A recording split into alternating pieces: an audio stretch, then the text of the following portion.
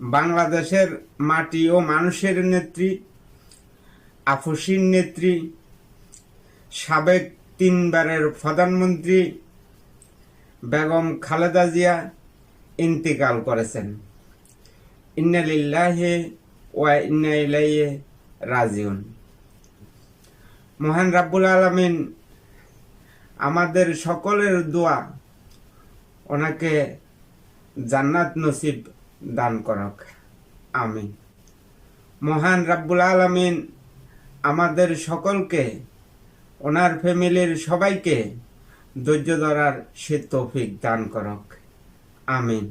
সাবেক 3বারের প্রধানমন্ত্রী বেগম খালেদা জিয়া বাংলাদেশের মানুষের জন্য, বাংলাদেশের জন্য অনেক ত্যাগ স্বীকার করেছেন।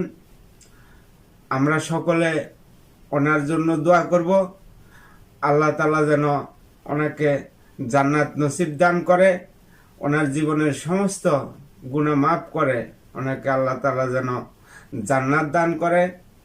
আমরা সকলে দোয়া করব।